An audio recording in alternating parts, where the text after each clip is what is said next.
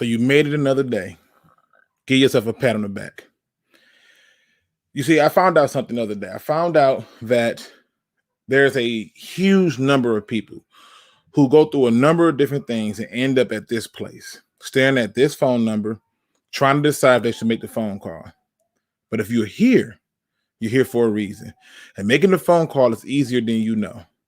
Simply contacting the National Suicide Prevention Lifeline is more than just a lifeline in itself. It's a new opportunity for a new beginning.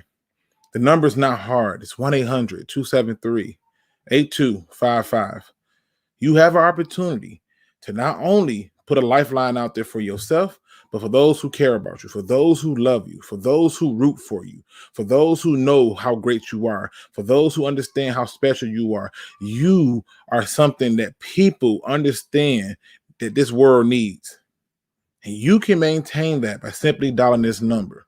No matter what you're going through, no matter how hard it gets, no matter if it seems like there's no real answer, the best answer is to call someone, reach out to someone, get help.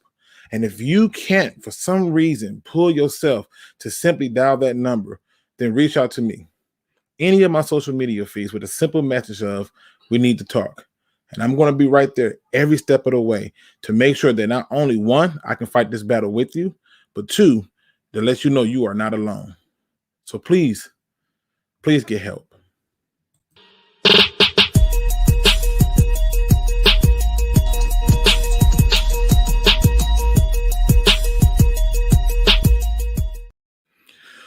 What's going on, Pride Nation, and welcome back to another Field Review podcast show where we talk all things Detroit Lions. And you may not notice it because you see, simply put, it's obviously the Lions versus Packers, and it's not even close to even talking about. But I'm not here alone. I am here with a fellow subscriber and a Lions fan who pretty much be coming through. He ain't for that negative talk when you a fan. I'm talking about one Mr. Smitty, aka Marcel. What up, dude? What up, though? Happy to be back. Hey, listen, it's always fun to do this.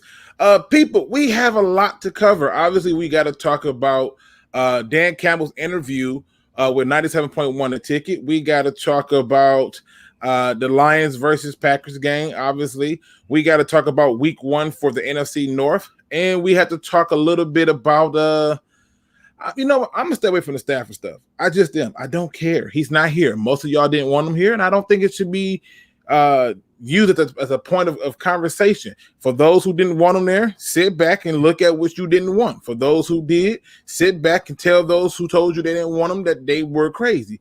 But whatever it is, I'm staying away from it because he ain't here no more. We are now on to one Mr. Jared Goff, and that's where I put my attention on. So we got to talk a lot of different things, including your questions to me overall about what's going on with this team and just having some fun with it, overall. Also, we have to talk about, which I'm surprised I got to even talk about this again, Aubry Pleasant's coaching style. I think this is ridiculous. I think this is dumb that I even got to have this discussion. But apparently it is the news, and it's not just locally no more. It's bigger than that. It's something that I didn't even think was going to turn into this whole damn ordeal. I just didn't foresee that being the case, and apparently it is. This is a real thing that people feel a certain way about, and I don't understand why. But we'll get into that as well. We're also going to talk about our week 1 winners from the Pick'em League. And like I said, that and more. So let me see who's in the building with me because I got to figure out who's here. We got Chrome in the building, Super Saiyan, Lions, Hard Work, Dedication, AB, Jon Kapler. If you ain't subscribed to his channel, then you missing out because he's a whole lot of fun. One Pride 40, Dr. Paparoni is in the building, Barbarian Lions, Carl Campbell, Looney Tune, Craig Bevins. Let me see. We got Marcel Edwards in the building. Gotta go back up, scroll back up. Jesus, I kind of went a little too fast on that one. Scared my damn self, be honest with you. We got Jimbo G in the building, Coach Ronan, the D's in the building, Dr. Detroit, Antonio Jenkins, John Bradshaw, Lions Lee. Let me see, make sure I ain't miss nobody. Hatter's House, Shay's in the building, One Funky Lions fan, Make sure I ain't miss nobody. Aaron Bird is in the building. Brandon Blockton is in the building. Detroit Rage says, yo, what up, though? Listen, I don't know if y'all noticed or not, but the Detroit Rage got a YouTube channel. And I'm gonna tell you the truth. I listen to anything that's Detroit sports, no matter what the take is. He has some very interesting takes that I think you can go over there and enjoy. I mean, you may not always agree with it, and that's fine, but it's still entertaining as hell. So go and show him some love and subscribe to his channel. You got BD Buster in the building. D is in the building. Chris Cashball in the building. That Dude Live, which also has another YouTube channel, so make sure you show some support. We got Dave Camacho Anderson, which I always like that name. Let's see. He says no staff. I'm staying away from it. I just don't care. We have Steve-O in the building. Frederick Jackson's in the building. Jason Smith, Izzy777, Go Lions, Old Timer Dave, who is also a Packer fan. So you know he's gonna be in here talking. And also I'm trying to see if I can get on with my man Tom Grassi, because I know he's a huge Packer fan, and I'm gonna have to hear all kinds of stuff from Mr. Tom Grassi about that game. So just keeping it 100. Then we got B Pharrell in there, Looney Tune. Make sure I ain't forget nobody. Hungry Panda, Mars Moon, Game Day Express. I think I hit everybody. First things first, people, we got to go and get into off rip that we cannot ignore, that we cannot go. It's the Pick'em League. I'm almost ashamed to show this. Okay. I think I'm ranked 28. Okay. And you may be saying, well, how bad is that? It's more than 28 people in this Pick'em League. It's not good. Okay. It's not good. But we are going to take a quick gander before I jump in it with my man Smitty over here. We're going to take a quick gander and see where everybody finished, because I pretty much puked in my throat. And listen, it is what it is. All right. Week 1 winner. No ifs, ands, and buts about it. He is the only person, the lone wolf, the winner of week 1 of the Pick'em Radio AM. He just nailed a lot of picks, and you got to understand, I look at things a little different. He took a lot of underdogs in this game. I mean, look at this. That's a lot of underdogs right here. And he took Philly, right? Like he took San Francisco, obviously, but like he took Seattle. Where's the other one he took? Where's the one went? Right. Was it Cleveland? No, which one was it? New Orleans. That was the one that shocked me. When he took New Orleans, I said, oh, he got his game hat on today. Okay. And then, peep, y'all not paying attention. He took Vegas. He is by himself. He 10 points so far, so he's leading the league. If you have not made your picks, I would do them now if I were you. And if you are behind, don't panic. I guarantee you'll have time.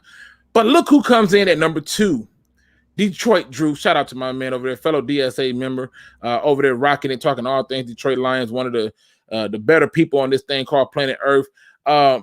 He came in the building, taking some nice people. He took Miami. That I wouldn't have took Miami. I know I didn't take Miami to beat New England, but hey, it is what it is. He took them. He believed in it. And I got to be honest, he took the Chargers. I thought Washington was going to stump him out. Nope. He took that. So he's obviously at number 2. Now, he's not alone at number 2, but here's why technically he is, because the tiebreakers that you guys fill out also determine who's in that slot. As you can see, if he didn't do his tiebreakers, 1, 2, 3, 4, 5. Yeah, one of them who did theirs would be ahead of him. So not only did he get his picks right, he got his tiebreakers better than these people behind him. But at number 3, I'm giving you the top 5 people. At number 3, you have Game Day Express. Shout out to you and congratulations for being number 3. He got 9 points. BD Buster has 9 points. And Hector Towers also has 9 points. Now, because it's me and I know how to eat my humble pie, let me get on down here and take a gander. All down here by myself. All down. I mean, I haven't seen this much red since week 1 of Detroit Lions versus 49ers. so that lets you know it was a rough week. I took Atlanta. They are who I thought they were. That won't happen again. I took Detroit. That's my underdog. I believe that they was going to win the game. No ifs, ands, and buts about it. I took Tennessee, as many people did. I took Indiana, which I think this was a mistake because I'm pretty sure in my other pick'em league, I got Seattle, and I don't know why in the hell I got Indiana right here, but it is what it is. I thought Washington was going to stump them out. It didn't happen. I got Carolina, Houston, Kansas City, so I ain't that bad. I'm 7th, but I could do better because there's a lot of people with 7 points. I could have do better in my tiebreaker, and I didn't. So let's see who's at the bottom. Obviously, there's a top, there's a bottom. Detroit Legend made no picks for week 1. Guarantee you, if Detroit Legend and Friendly Neighborhood Lions fan make picks this upcoming week, they can be right back in this because J-Mo, I believe, missed 2 or 3 weeks and still came back and beat me. It happens. Like, it happens. So this lets you know where the picks went and who's on the bottom. So there go your gander. Smitty, are you in the pick'em league? Smitty, where you go? Nope. Oh, okay. I'm like, what happened? All right. So you're not in the pick'em league. Okay. Nope. You still got time to join if you want. If you want to join in, you still got time.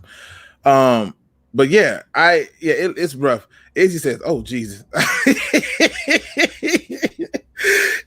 Listen, Jimbo G says, "Luke, you should have known better taking ATL. I ain't following you on no losers because you know better." I was trying, I'm being honest.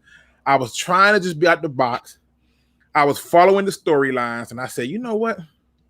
They might find a way for Atlanta to pull this thing out.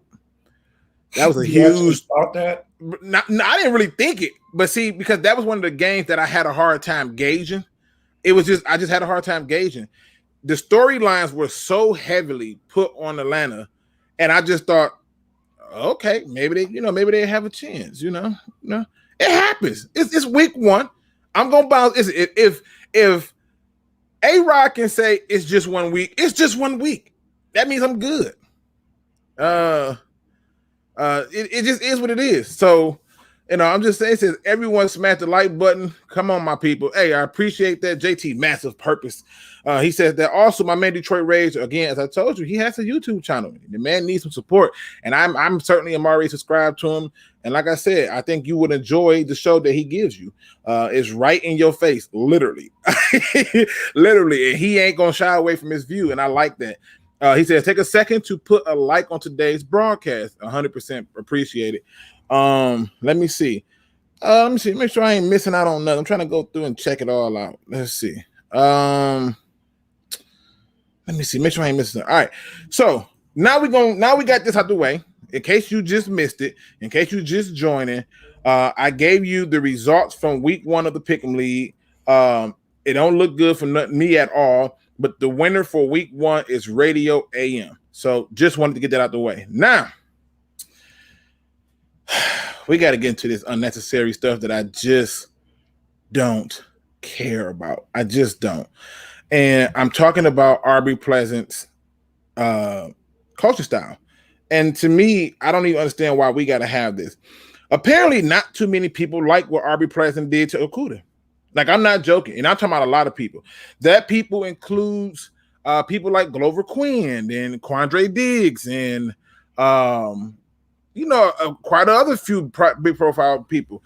And the head coach of the Lions himself says he didn't like it, but he did not like it. I love the double talk, the ununiversal response that he gave. In case you did not see, or you wasn't paying attention, or maybe you was drinking or playing Cornhusker, whatever it was you were doing, and you did not see the exchange, you're not going to hear any volume because I don't want to get blocked. Just pay attention to the interaction of one Mr. Aubry Pleasant to one Mr. Jeff Okuda. I'm going to give you what I personally see here and what I think is happening and why you see this exchange and why I'm personally okay with it.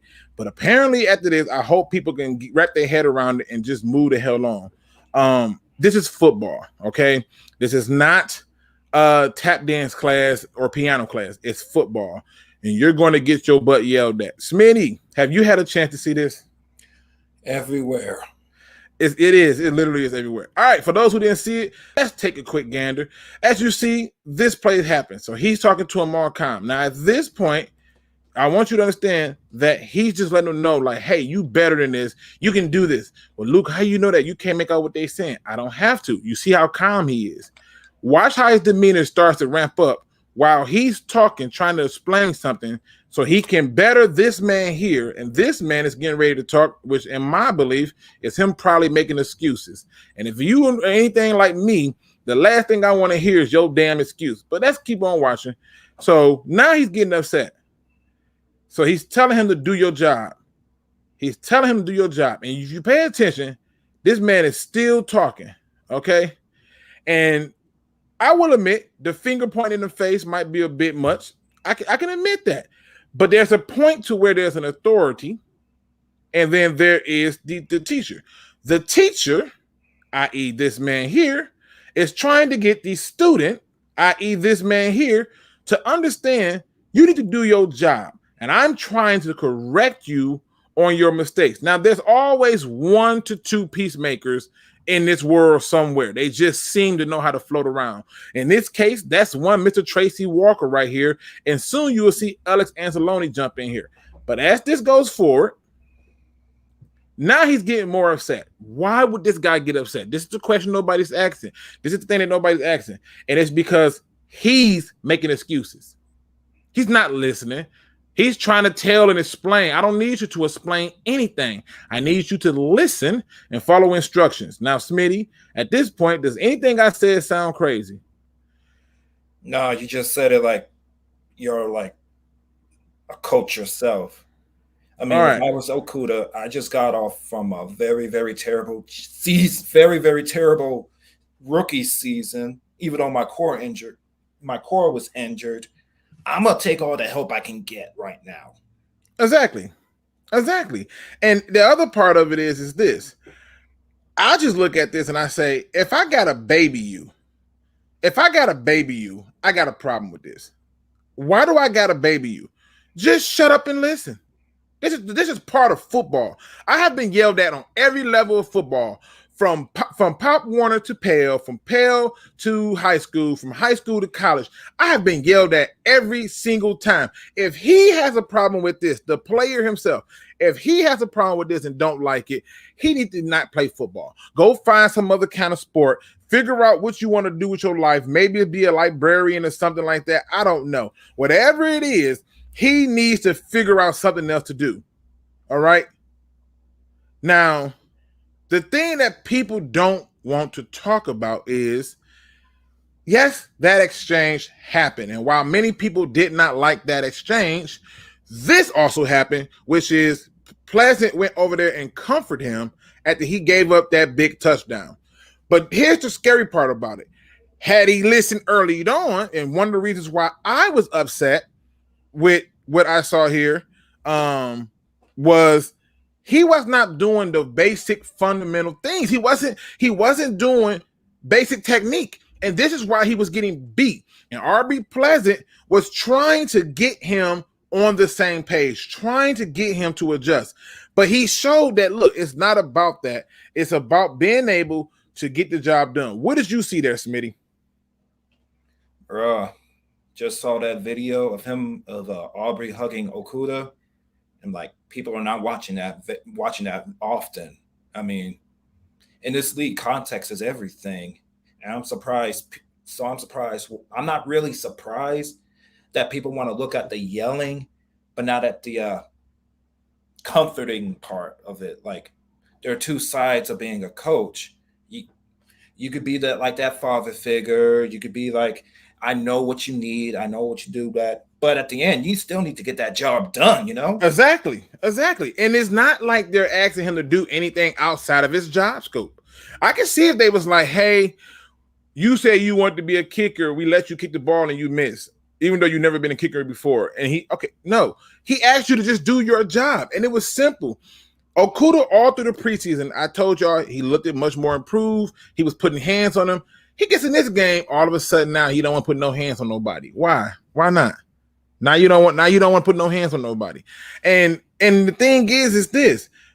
The media captures this. And this is the other part that I had a problem with is the media captures this moment, this singular moment, and they blow it up.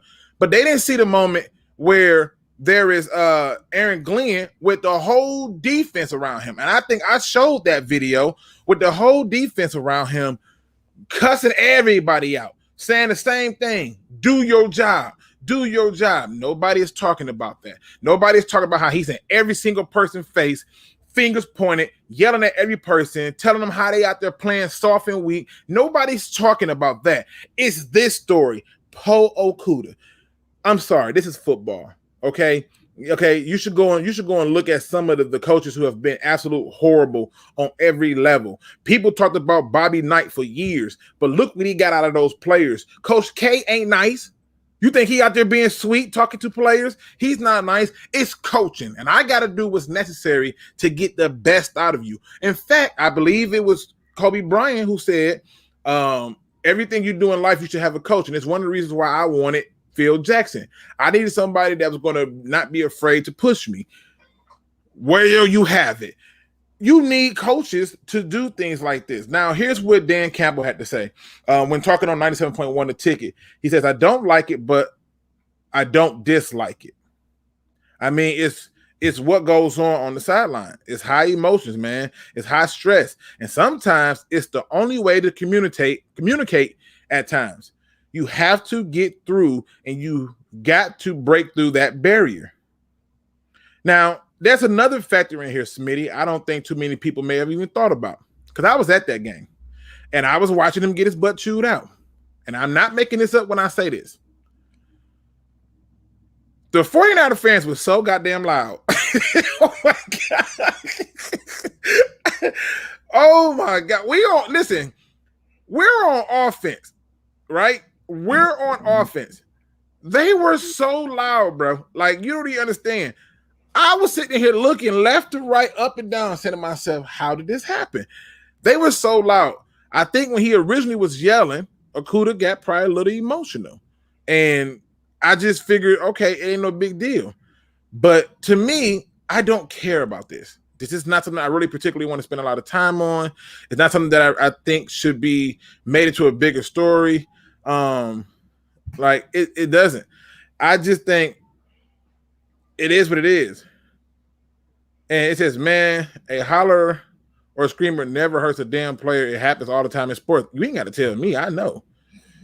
How do you feel about Dunbar most likely coming back? I don't like it. I don't like it. I prefer them to just stick with the rookie and find somebody else. But, hey, it is what it is. At least he already knows the playbook. I think he was just coaching him hard because he expected more out of him. He didn't get personal. He just wanted him to do his job. Not to mention on top of that, if you look at what his mouth was saying, while he was trying to explain using the tablet, Okuda was talking and doing the opposite, trying to explain. And I'm telling you, if for my people who are in the military in here, if you are a military serviceman, whether you are a veteran or active duty right now, please comment on this. I need you to comment on this. How many times have you guys been in training or doing something as a unit, and there was this one guy that just seemed to want to do the opposite of what you did, and your sergeants or whoever your superior was chewed him out because what he is doing does not only affect him, but affects you in your life. This for my military people and my vets. Nobody else. If you are a military and a veteran, first, thank you for your service. But two, how many times have y'all seen that scenario where it's that one guy who thinks everything's a joke, he's not taking it serious, and there needs to be somebody to chew him a new one because he can be the reason somebody lose a life because he's not paying attention. All right. We got my first one up here, my man Sean Parker. Thank you for your service, sir. This happens. This is how you coach them. This is how you get it done. This right here, JT, Massive Purpose. Thank you for your service. Army Rangers, we call them can't get rights. It is what it is, but it has to happen. It has to happen. It said, I'm not saying you wrong by any means either, just a different perspective. And yes, it's night and day. And unfortunately, if I had my way last November, Fatty P would still be here. Ooh.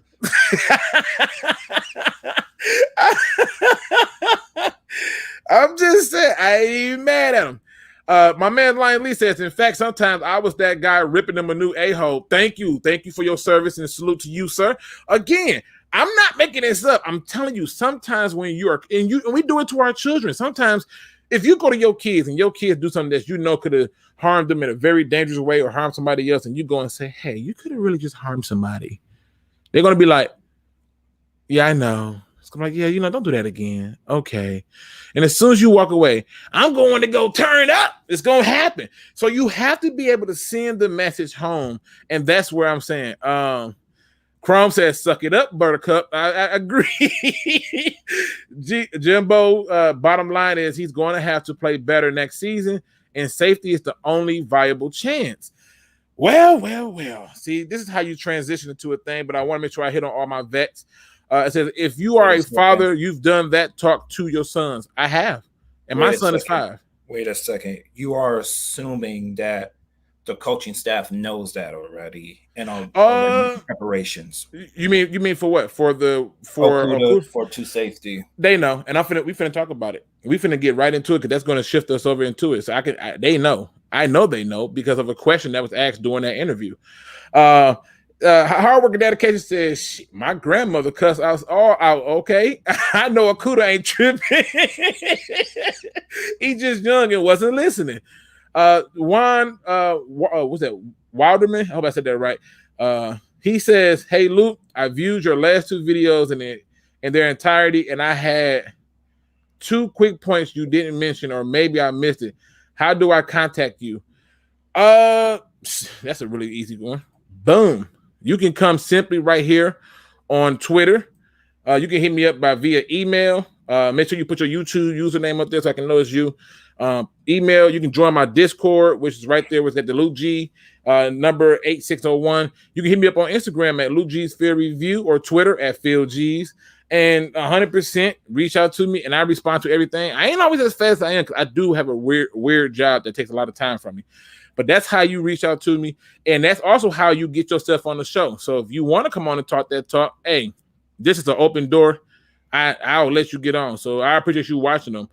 All right. Now, we talked about Okuda going to this other spot. And I'm going to be honest with you, people. That actually surprisingly worked out better than I could have ever thought, right? Because this is how we're going to get right to the next one. In an interview with 97.1 The Ticket, Dan Campbell said that it's way too early for him to be thinking these things. When 97.1 The Ticket's host asked him the simple question is, have you guys considered moving Okuda to safety, seeing how when you rupture an Achilles tendon that you lose a little bit of your athleticism? And he goes where we already knew he was a freakish athlete, and if he's a little bit of a freakish athlete, that's still a good athlete. But it's way too early in the process to do it. And then they said, well, what about moving Sue, keeping Sue at left tackle and moving Decker? And he said, listen, Sue played great, but he's good for the time right now. We're not doing that. We're looking forward to the Packers. And he also said he don't want to sound like he's avoiding the question. The problem is that's exactly what he did. And that's because he's already thought about it. He's already thought about it. Which brings me to my question for you, Smitty. Is Dan Campbell telling the truth when he says he is not thinking about switching Decker to right tackle or moving Okuda to safety? Do you believe he's telling the truth? That he has not thought about it, and he's just been focusing on the Green Bay Packers. Do you believe that? I mean, he has to focus on the game ahead. I think he'll definitely he's already thought about it.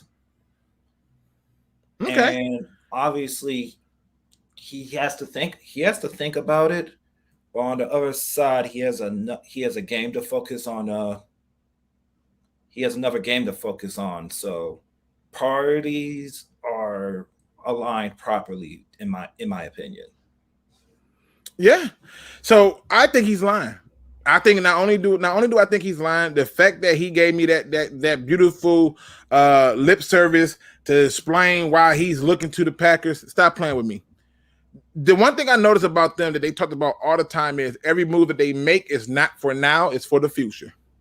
You now all of a sudden now you don't think about the future. All of a sudden now the future is not what we're at. That's not what we're doing here. We're not talking about the future. And that just doesn't sit well with the ideas that he's already put out there.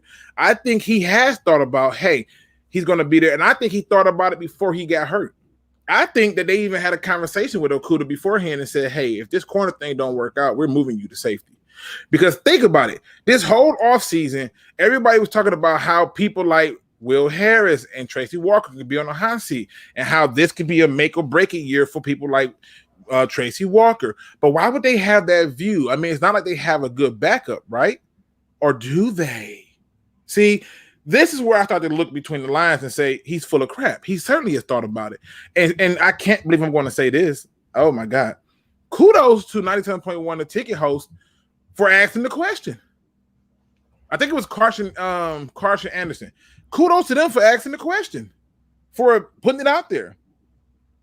You know, Chris said, I know they ain't talking about it, but I'm just saying, it is what it is. I hope he starts this week. So for me, when I look at it, to sit there and think to myself, yeah, this guy is talking about, it's no way. I mean, he even knew, follow this now, in that same interview, he knew that Taylor Decker had once played right tackle a few times back at Ohio State. But you're not looking forward. Now, Smitty, tell me that sounds like somebody who ain't looking forward. Like, I know Packers is coming up, but it's Tuesday. Like, let's be for real. It's Tuesday. And if we really are being honest about this, it's no way you can't tell me that they haven't talked about this. I mean, just from film alone from the previous seasons, I mean, I think you and I both got a pretty good idea of what their next move is. Well, listen, I think it stands to reason that this is what they're looking at, and it makes sense. Now, obviously, week 1 is in the book. People are talking. They're obviously looking at week 1, so we got to kind of get into this a little bit because I want to make sure I touch on this because this was a question from a subscriber. And Sean Parker said, did you get the photo I sent you? Where did you send it, Sean? Let me know where you sent it because I haven't checked anything today. I kind of basically got off work and ran here, and I haven't even looked at my phone long enough to even look at text where my mother called me, so I need to definitely call her back. Where did you send it? Let me know. Luke even let Packer fans on the show. Yep, I don't have any problem letting anybody on there. Luke got a beeper too. Hey, I know what you're talking about. I don't know what you're talking about. So I'm just saying, just put it out there. Now, we got to talk about this. The rookies from week 1. Week 1 is in the books. I think the only rookie that did not play was Levi Onwuzurike and Jamar Jefferson, I believe. Those were the only 2. I believe if he played, Amon-Ra played, Derek Barnes played, and obviously Sewell played. Who did I leave out? Oh, McNeil played too. Of all the rookies that played in week 1, what are your thoughts of those rookies that played and who stood out to you the most, Smitty? Aleem McNeil doing a good job with the line, plugging up them holes, just like a real nuisance to run up the middle. But right now, I really, really want to see more of Derek Barnes and Levi. Because I know in the future, at least 1 year from now, McNeil and Onwuzurike will be starters on that line. Okay, so for you, McNeil stood out to you. So I didn't know this until I looked it up today. Took a lunch break, ate my little weak peanut butter and jelly sandwich. It was delicious, to be honest with you. It was weak, but it was delicious, an oldie but classic. And I'm sitting here and I'm going through news and I'm reading through stuff, and I get to an article that says that Derek Barnes took 5 snaps. And I went, oh, on defense. That's all he took was 5 snaps on defense. And I'm like, now watch this, people.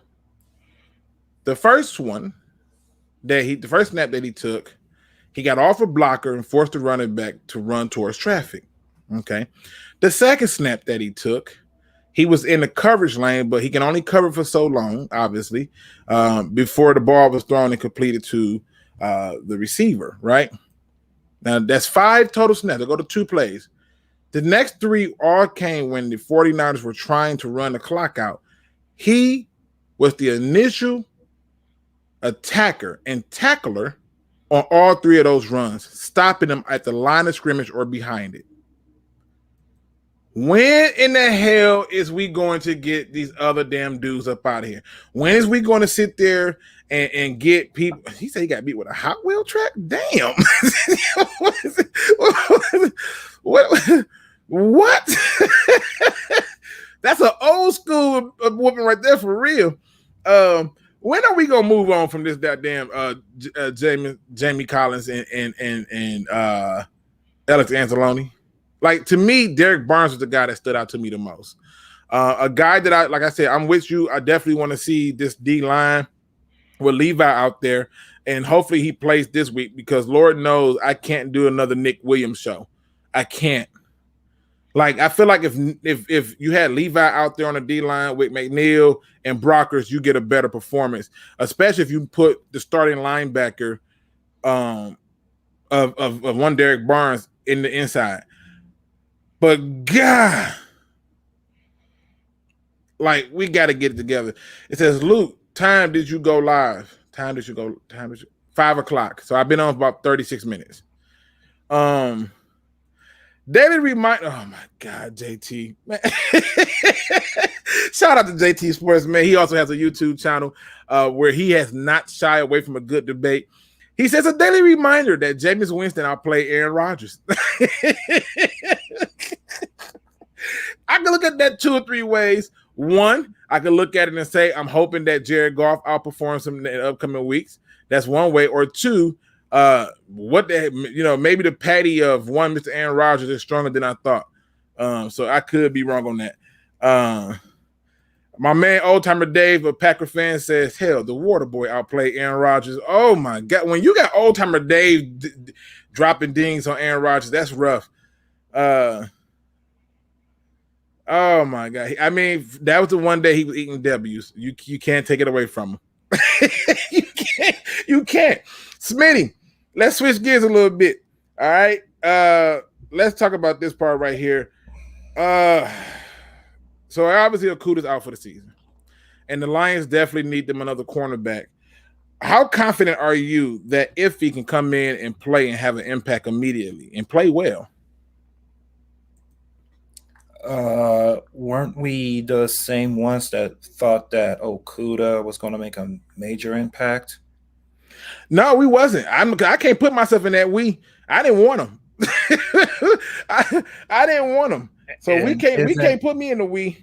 Isn't like learning isn't QB, isn't the cornerback one of the most hardest positions to translate to? They say that. They say it is one of the more challenging ones. But I don't see it. Well, for advice to Iffy, take it slow, listen to your coaches, and hopefully you come out with a pick or two. Yeah, I walked away from this question when I saw it, and I said, yeah, I just these people did jokes. John Parker says, Twitter, it was Saturday. No, I don't have anything from you. Maybe I gotta like follow you back or something. Post a message on my direct Twitter so I can follow you back or something. I don't know. I don't have any message from you. Like, I don't know why, but I don't have it. I saw this question and I was like, look, let's be honest. Let's keep it 100. Let's tell the truth, shame the devil. Yeah, the last time a rookie receiver went into a game against the Packers, it didn't come out too well. And Devontae Adams is going to probably be the person that's going to cover him. But I honestly think that there's a little bit of hope in this one. I'm going to tell you why. Because I don't think he's going to be the one that's got to cover Devontae Adams. I honestly think it's going to be a Warrior, which means that they're going to probably make sure that they keep a Warrior on Adams and let him cover everybody else. And to me, you're going to also get back Levi Onwuzurike. I got to believe he's coming back this week. I just don't see how he doesn't come back on any level to me, in my opinion. Now, I will say this, and I could be wrong. I could be thinking too far in the box, or maybe I'm just not thinking strong enough. But I can tell you this much, that when it comes down to the way things are going to play out with this particular game, and with him getting the chance to get the start in there, he's a little bit more scrappy at the line of scrimmage. And so I think that will heavily help him. But it is going to boil down to, like you said, him listening, being able to take instructions, and being able to be coached into a direction so he can win. And if he does not do that, then we're going to have a problem. He said Burns was hurt. He didn't look hurt on them damn 5 snaps. I know he had got hurt at one point in the game. I saw him walk out the game, and I wanted to puke. But still, it is what it is. Is Levi's Enrique injury a concern? He missed a lot of training camp and then the first game. No, I don't. I think they were just trying to give him more time off and put other people in that they thought could help them win the game. And when he was in for those preseason games, he was a force. Kept getting behind the line, into the pockets and whatnot. Well, wait. I thought that's what I liked about him. He attacks the line of scrimmage. He's constantly downhill, and he's sideline to sideline. And I just wish I got more of him. Chris Cashbar says, I don't want Burns to start just yet. He does need to play more, but I want that talented groomed properly. He's going to be special.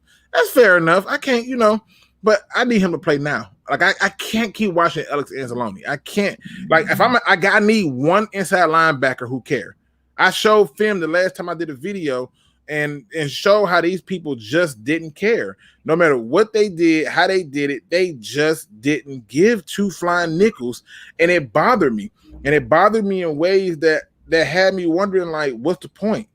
Like y'all just don't care. I don't get it. I just don't get it. And it's disgusting. It's disgusting on all levels, to be honest with you, on how they're doing these things. So, yeah, I mean, I want him out there. I'm sorry, I want him. Barnes, unlike Collins or Anzalone, I think he enjoys playing football. I think he's like he loves it. You see how fast he gets towards the line when there's a run towards the left, right, and coverage. He wants those interceptions and he wants those stops. Whereas seeing previously in the 49ers game, I saw a lot of walking for those 2 linebackers. Man, way too much. It was a light jog, just enough to get the wind and hit your face, like they was out for a stroll, you know what I mean? Like it was like a playful, we're going to go this way, I don't know what they were trying to do. It disgusted me in every level. JT Sports says Luke G might be right about Urban Meyer. Rumor is players and coaches don't like his coaching methods. They say he's a control freak. It is not his fault. You got to understand, when he's coaching in college, he really did control everything. Everything. Now you come to the NFL, you got to talk to a general manager. You got to talk to the owner. The players you get ain't so available to you. And yeah, it's not going to work. It's one of the reasons why Nick Saban left the Dolphins. He didn't like the control he had. He was upset when he said he wanted Drew Brees, and the medical team said that he was not healthy. He said the medical team got to know what the hell he was talking about. And since you're not going to give me what I want, I'll go back to where I can get my control at. And that's how he ended up as an Alabama head coach. He could have done it in a better way, though. I mean, he could have. But I'm just telling you, when you're coming from the college ranks to the pros, where you have total control over every single thing, and now all of a sudden they're taking that away from you, it's a hard adjustment. It makes everything weird. It makes everything uncomfortable. And now it's frustrating. And the last thing that he wants to do is have a poor legacy. It is what it is. It is no way of getting around it. I think Trevor Lawrence had a terrible opening day. I think it was two or three interceptions. I think he threw. It is what it is. How else can you overlook it? You know what I mean? Like there's no way for you to overlook that. Chris Casaball says Alex pissed me off. The kid was playing sophist. Yes, he was. AP needs to be chewed. That guy butt off him. Yeah, I'm gonna tell you this way. First, let's go back some. At that, he got chewed out before he got burnt. He was trying to prevent the burn, and Okuda wasn't trying to hear that. You know, he wasn't trying to hear that. So Aubry Pleasant takes his job serious. We got 106 in the building. I don't know how many likes I'm at right now, but can you please hit that like button for me? It does help the video get in circulation. So please hit the like button for me 100%. Because look, it goes a long way. Whether you know it or not, it goes a long way. So definitely hit that like button for me. Let me see where we at in terms of likes right now. With 108 in the building, man. Y'all listen, I love me some y'all, man. Y'all show up. We got 48 likes, so I know we can do better than that. I know we are. So definitely want to get that part corrected. Now let me see. Also, because we got to talk about all these little different nuances that people just feel a need for us to discuss. Some of these topics, I don't know why I get these messages, but it is what it is. But let's get to this one. I don't know if you read this today or not, but apparently the Lions had one of the top rushing attacks in week 1. And the question I have for you is simply put, should fans buy into this Lions run game? Was this a one-off, or should they really buy in and say, nope, this is who we are. We can run that ball. What do you think, Smitty?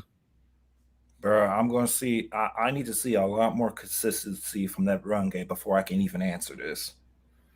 So you need a little bit more time. See, this is how you know I pay attention to my fellow Lions fans, because I know how y'all gets down. I know how y'all are. I'm not skeptical or anything. I'm not saying you are, but I know that y'all. I knew it's going to be somebody to say it. I knew it, and I was like, you know what?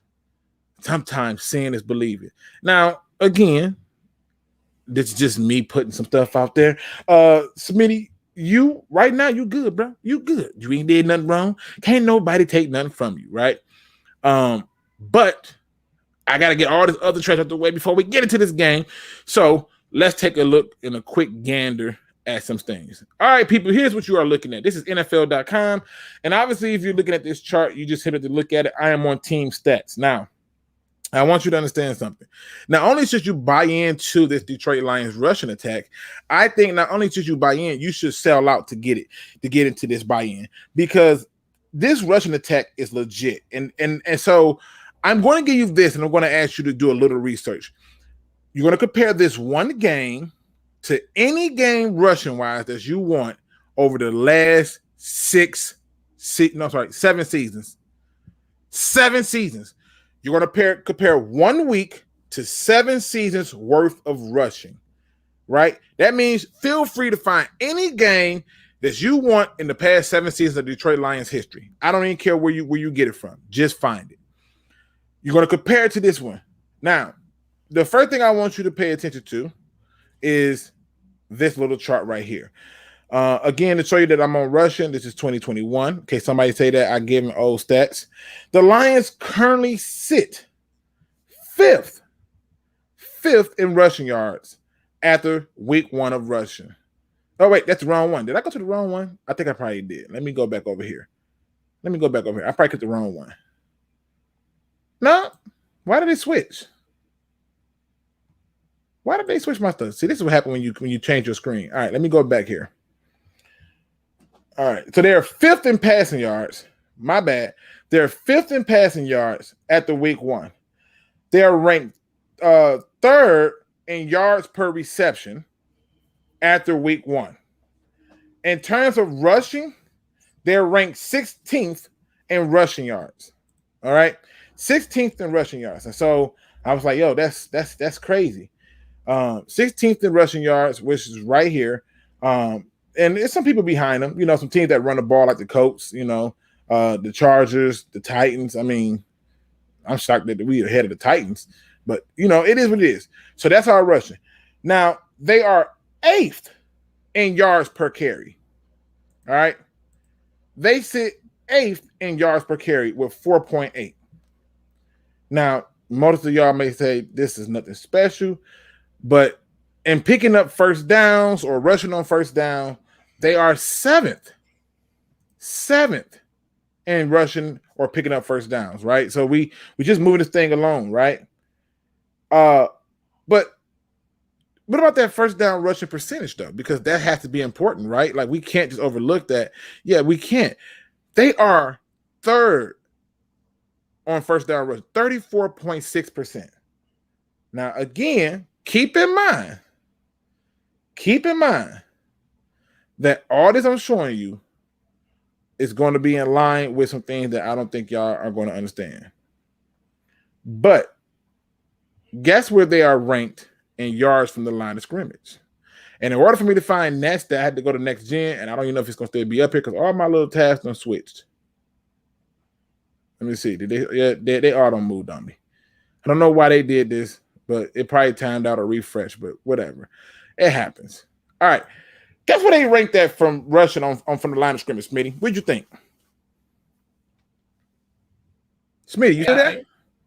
It's all right. Where do you think they at? From the line of scrimmage, where do you think they at? I want to say 5th. 5th? All right, come on, people in the chat. Tell me, what do you think the Lions ranked with rushing from the line of scrimmage? Rushing. Oh, that's a good point. That is without Taylor Decker, too. You can't forget that part. Craig says he thinks 3rd. Okay, all right. Dolo says 2nd. That dude says 2nd. Let's see. We got Dan's. Okay, I'm gonna get this right, Dan. I'm gonna get this right. Dan, don't you freaking judge me. Spanos? Did I say that right? If I said it right, please tell me. I'm working hard in these streets. He says 25th. We got 3rd. We got 2nd. We got 9th. And I know you went and looked it up probably, but you are correct. They are number 1 in rushing from the line of scrimmage. Ain't that something? The Detroit Lions are first in rushing from the line of scrimmage with 84 rushing yards. How, Sway? Like, if you're not buying into this idea that they can run this ball, shame on you. Shame on you. They are first. Wait, what? First. They're ranked first in yards from scrimmage. Rushing. First. Number 1. Numero uno. Yeah. Uno. That's a top billing. Uno. Yeah. Oh. Blew my mind. And the thing is this. When you go through and you realize that they are doing things a little bit different. And the one thing that you can see different when it came to this particular game is this team came to play. They were running hard. They were running aggressive, and they ran it often on first. In fact, at one point, they were averaging, I believe it was, I want to say it was in the first half. I think it was. I'm going to go back and double check. It's better to be safe than sorry before I say this. I just want to double check my reference point. Hold on. Let me see what's going on here. All right, let me see. All right. So this is what it looked like in the first half. The Lions in the first half of rushing, which is, I find it strange, but it happened. 17 rushes, 88 yards, 5.2 yards per carry in the first half of that game against the 49ers. In the second half, they only had 7 rushes for 28 yards, but it was still a 4 yards per carry rush and 1 touchdown. Should you buy into it? Absolutely. This is what we've been waiting on. This is what we've been asking for, to get back to a point where people have to respect parts of this game that was never there. And when you look at the way that this goes down, it becomes even more evident when you can see that the Lions is doing it. The only team overall who had a better rushing success rate versus the EPA efficiency, who I believe is number 1, was the Browns. Right? But in terms of from scrimmage, this team is different. And to be first and all of that, to go down that list, it makes no mistakes. Like, this is something that you should definitely buy into. You have to. And if you don't buy into it, I don't know what else you need. Now, obviously, with them being down, they couldn't rush that much. You know, they couldn't. And you can't rush that much when you're down. But just think, if we don't, the truth is the biggest turning point of that game was that pick six. That's the biggest turning point of that game. The first mistake of the game that I think was a costly one was missing the field goal that went left, right? That was sucky. But the bigger mistake was you didn't score on that turnover, and you got to score on that turnover. In fact, I don't think we scored on none of our turnovers, and we had 3 of them. It's not acceptable, right? But the rushing itself and the rushing attack itself, to go from a rushing attack that is literally 16th in rushing yards, 8th in yards per carry, 7th in first down rushing, 3rd in rushing on first down percentage, 8th in third down attempts, and 1st in rushing from the line of scrimmage. You're running that ball. And that's where we're going to pick this thing up and talking about the Green Bay Packers versus the Lions. Smitty, what do the Lions have to do to beat the Green Bay Packers on Monday? Well, first off, you need to control the game at all costs. That's what the Saints did, even with Jameis Winston and that back and those no-name receivers. Second thing they need to do, their Packers offensive line looks a little suspect with David Bakari out. Could send in a couple of blitzes. Could plug up the run game. But most importantly, you have to get turnovers. Well, we won the turnover battle against the 49ers. We won that. And this question was harder than I thought, to be honest with you, for me. But because we won that turnover battle, and I still say, yeah, you're right. We need to get turnovers. But we got to score more often on those turnovers, and we got to score more often on our possessions. We had some analytics thing. I was going to read that in a second, where they were talking about the 4th down production of the coaches this week and things that went on. And I started noticing the little patterns, and I said to myself, in order for us to beat the Packers, we have to go back and look at what we did well in week 1, but more importantly, what they did bad in week 1. And if you look at those two, the most singular thing that stood out to me was the Saints were able to run that ball. They gave that defense no chance to tee off on their quarterback. They let them run that ball. Everybody and their mother talk about how great they played. Jameis Winston played. If you look at the numbers, most people be like, oh, that's nothing. Fantasy football people was like, yeah, them touchdowns was beautiful. The yards was not there. The attempts and all that wasn't there. But overall, it was not there. What's going on, Frog Crop? I see you out here, brother. All right. Now, to me, the Lions need to do the same thing they did in week 1. Keep the ball on the ground. However, when teams come up, you got to push the ball down the field. There is no getting around it. And if you don't do it, then you're going to be in the same boat that you was in. We can't keep doing this 57 passes per game crap, 42 passes. He needs to be at about 28. Damn, check down. Lance. You know what's even worse, though? You know what's even worse? I looked at something, and I was just curious, right? Because I was like, hey, I looked at every quarterback from week 1. And I wanted to see what did the ones who were winning the game have in common, right? Like I'm looking at every single one of them. They didn't throw the ball a lot.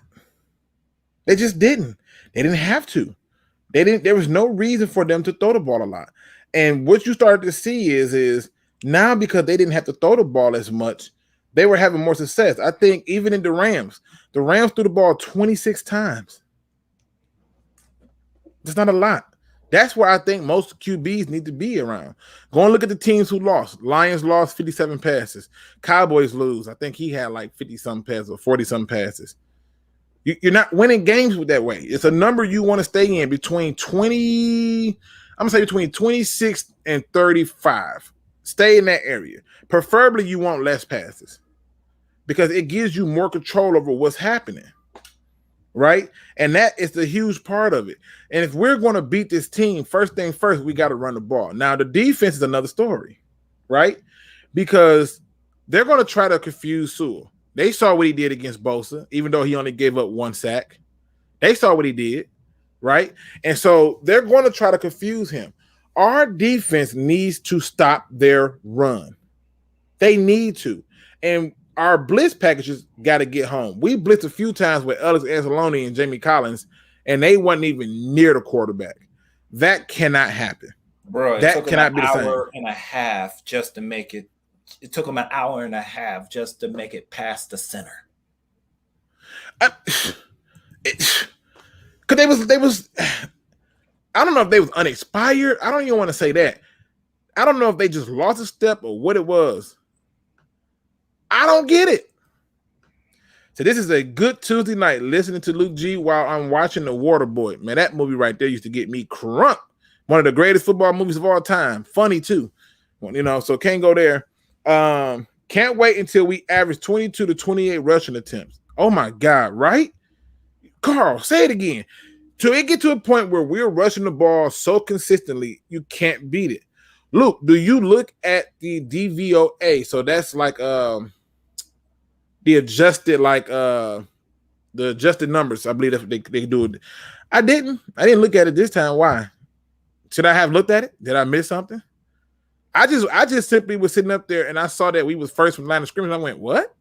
So what was we ranking everywhere else? Blew my mind. 84 of our 116 yards came from the line of scrimmage. Who knew? Who knew?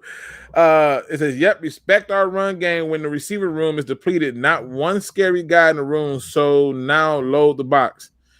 Well, I think that won't be the case. I think that the quarterback heard the people's voices. He's going to throw the ball down the field more this time.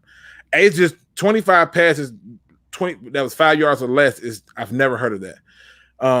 Lions Blood 09. What up, though? He says, Luke, what are your thoughts on Matt Nelson? 2 starts in his young career and 0 sacks. His first start was against the Bears, and he faced Mac all game.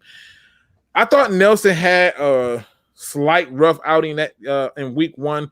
However, I'm not mad at him. A guy who went from defensive player to offensive player, I thought he handled his business, and I wasn't going to sit there and poop on him when you're being told, hey, you're in here like a week before. But this is what the next man up mantra is about. This is the mentality of the next man up movement. And if you're not willing to be in that next man up movement, then I don't know what else you can do. So I'm okay with what I saw there. Smitty, you got any thoughts on my man Matt Nelson? Are you one of the people who's angry with Matt Nelson? He did all right. He says, look, I didn't even look it up to be honest. See how you playing me? I figured you looked it up. My bad. I just couldn't believe we was first, bro. I was like, first? What do you mean first? We gonna see how long that thing hold up. If they can keep running that ball and have it, I mean, that 1-2 punch looked bad. They was like, bruh, we got to run into this dude. We got to run into that dude. And yeah, it was different. He says he tried to play me. Let me get caught up on this chat. So when it comes to the defense, what must the defense do in particular? You know, you talked about turnovers, but how are they supposed to generate these turnovers? What did you see in week 1 that you felt like we should have did more of, or that we didn't do enough of? Like that you just felt like, hey, we got to get better in this area. Pressure. That's it. It has to be, man. I feel like, and I'm gonna even argue that they might want to swap Okuda and Flowers on the outsides, because it seemed like the only one who didn't get put on his back was McNeil. I can't wait for Levi to come back. I can't. He might come back this game. I pray to God he do. I pray to God he do. I mean, that, oh my God, that would be so beautiful. I think Rodgers playing like trash on purpose, bruh. Oh, absolutely. It's no way in hell, bro. It's no way in hell. Listen, and if he's not playing like that on purpose, I'm shocked. I'm listen. I told you he petty. He was because he know for a fact he can lose. He can lose 1 or 2 games early on. He know he can do that and still turn it on later. So yeah, I think he's petty. I could be wrong. I was watching that game and I'm like, bro, something ain't right here. Well, listen, you get outdueled by Jameis Winston. This is where I'm pretty sure JT is going to come in and be like, just a daily reminder. Just that daily reminder. Jimbo G says, that dude live exactly. We win the game by running the ball in the end zone for 7.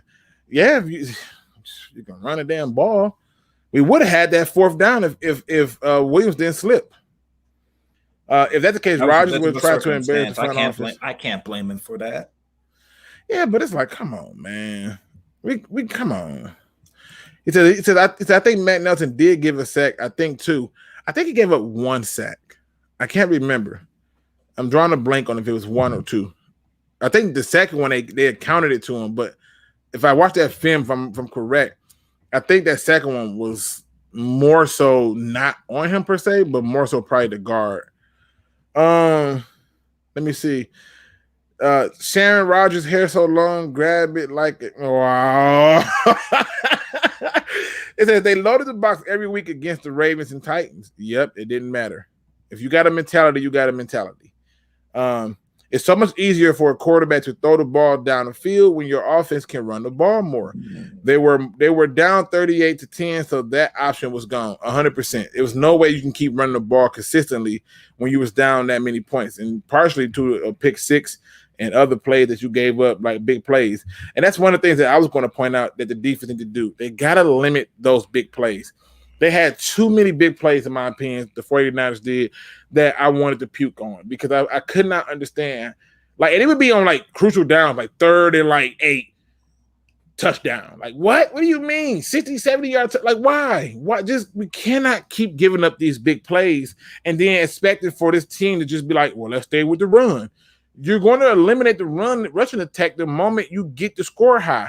And that's what I thought the Lions was going to do to them. I thought they was going to get the score high, thus eliminating the rushing attack and putting it on Jimmy G's hands. Instead, they let the guys run the ball, and Jimmy G fed off of that and killed us. And it's ridiculous. Shannon would like Aaron Rodgers longer because he's wearing it long now. And they're really getting on Aaron Rodgers, huh? LaFleur, that was an embarrassing. Rodgers just won game. He patty, bro. I'm telling you. Could you imagine if the Lions lost a game and Stafford said, it's just one game? Or Jared Goff go, it's just one game. What? You can't say that. Yeah. What you mean? I'm not saying that. I'm just saying, like, he said that. He said it's just one game. He said they played better than us, and that's why we got whooped. It's just one game. And that's the reason why the Green Bay Packers will be nothing more than an NFC championship contender and nothing else. Well, hey, what can I say? Key Eric says, what are your thoughts on signing Josh Gordon if Roger Goodell to allow him back? No. Hell no. For what? Listen, if you go to New England and can't survive in New England, I can't have you in Detroit. He's not mentally in football no more. He do just enough to get a check and he's out. He's not mentally fully invested in football like that. I'm starting to see that as a trend for Baylor receivers. Ooh, you finna go down the list. Let me see. You got Gallup. Mm-hmm. Gallup is still invested though. Gallup, Corey Coleman. Okay, Coleman. You might be on. Okay, I Coleman. I'll give you Coleman. I'll give you Gallup. I'm not sure I'm ready to give that to, but it's still something that I would pass on in a heartbeat. There's no ifs, ands, and buts about it that I'm passing on that because I don't think it's necessary. Again, just my opinion. So, obviously, we need more pressure on the quarterback. What Smitty believes we need to do to win that game. I believe that we need to minimize, if not eliminate, all of those big plays. We cannot keep doing this. And Jamie Collins' name should be changed to Lazy Collins. I'll take it. I'll take it. That dude gets on my nerves. Luke, damn right, must stop the run. Barnes and Pittman better than Collins and Anzalone. I don't understand why we still playing this game with them two. I understand they're veterans. I understand they're making money and all this other stuff, but God, can we stop playing with it? Luke, here's the thing. They're on 1-year contracts. So eventually, I believe out of the 1-year contracts on both offense and defense, they're going to get at least one of them is going to get re-signed. Well, yeah, I mean, it is what it is. Shout out to my man Spirit Detroit Podcast, aka Avery Giovanni, who says hashtag dirt cheap corners are out there. Give me some names now. Give me some names. I want to know some names. Did you ever hear about Aaron Rodgers, Matthew Stafford, Mahomes, and Drew Brees hanging out at a bar in New Orleans 2 years ago? I don't remember that at all. Going back to that, it's just one game that Aaron Rodgers said. How is that going to affect him when his contract is up? I don't know. That's his free agency. I don't know. Nothing's going to affect it because people, when you're good and people already are deeming you a Hall of Fame quarterback, you're going to get a lot of passes. But that attitude pisses me off though. Well, that attitude kept Terrell Lawrence out from being the first ballot, and I think that's unfair. So I'm sorry, what? Well, Terrell Lawrence should have been the first ballot Hall of Fame receiver. Oh, absolutely. And he wasn't because people said he was a locker room cancer and all this other stuff, and he had a poor attitude. And I think that's not fair if they don't do it to nobody else the same way. Jimbo G says, Luke G, you forget, Luke, I believe in the Lions and was all on the island by myself, 10 to 13 wins. You ignored this one for the second time. You be BSing, Luke. No, I do not. The shame that you try to give me is not fair. It's just not fair. The chat going fast as hell, I ain't gonna lie. I gotta figure out how to slow it down. I cannot see them as fast as I used to. Jimbo G, look what I said yesterday was raw team wait to 5 games. Everyone gonna be tucking playoff contenders 2022. Who's the guest? The guest is Smitty, and he's also a subscriber. He hit me up, said I want to come on, and it's that simple. He gets on. Just that's how I go down. Let's see. There's a good chance that we start the season off 0-2, as much as I hate to say it, man. It might be a good chance that happens. But again, I told you I believe that they need to be at least 2-2 in the first quarter. 3-1 is what I think they'll be, but 2-2 in the first quarter. There are certain things that I think can be done, but these injuries are starting to mount up on us, and I'm hoping that we can do something about that sooner than later. Antoine says, "What up, Luke? They need to start." I've been saying this for I've been saying this for the longest. I think I might have cried probably when they was like the Lions select Derek Barnes. I was like, yes, a linebacker I know can play. I know he can ball. So yes, I am trying to scroll down to the bottom so I can catch up to this thing. It says play Julian Okwara. No idea why he was a scratch from the lineup. I don't neither. I don't. Maybe they try to protect him. Maybe he got some kind of injury. We don't know. It's I don't know. It is what it is. Luke, when your B-day, I'm a chef and I'm going to bake you a lemon cake with ketchup frosting. Oh hell no! Oh boy, I tell you, the ketchup is always seems to find its way back over this time. Don't know what you're talking about, this ketchup stuff. I don't even like ketchup. Hashtag Luke, do we beat the Cheesehead? I think that we can beat the Cheesehead. And like I said, we got to run the ball and we got to limit big plays. If you limit big plays and you run the ball, I think you can beat them because that means that you're going to turn that team to a one-dimensional team. And that kind of brings me to my final question before we get into y'all questions, which is simply put, Smitty, what can the Lions learn from the Saints from week 1? What can they learn? How to establish a legitimate defense. What you mean? Come on, you gotta elaborate. You can't just give me no blanket statement like that. What does that mean? What is a legitimate defense? Because I've seen some defenses that have done their job on 1 week and not done it the next week. Let me restate. The Saints did what I thought they always should have did. Okay. Apply pressure, lean onto their cornerbacks, and very good linebackers. And what the Lions need to do is watch that film on that game and think about who's gonna be their top targets, who's gonna be in the game, because I'm pretty sure they are not happy with their linebacker group. Listen, it's I think you hit the nail on the head. I think when you think about the defensive side of the ball, they gotta get home. You gotta get home. And I know somebody who can do it consistently. His name is Derek Barnes. And if Levi can get home, but Levi with McNeil would make lanes and hard for people to get off blocks. You also got to eliminate their rushing attack. There's no way that they should be able to run the ball on us. You have to. And then on the flip side, the Saints ran that thing down their throat. They weren't ready for it. They ran it down. When you have a linebacker, when you have a running back for like a Kamara, you're allowed to do something. You have to do something about that. Well, we have the ability to throw the ball at the backfield and create some problems and some chaos, and I think they should. You know what I'm saying? Like to me, they should. I just don't know how much I want to see that this time around, especially if there's other options open in the field.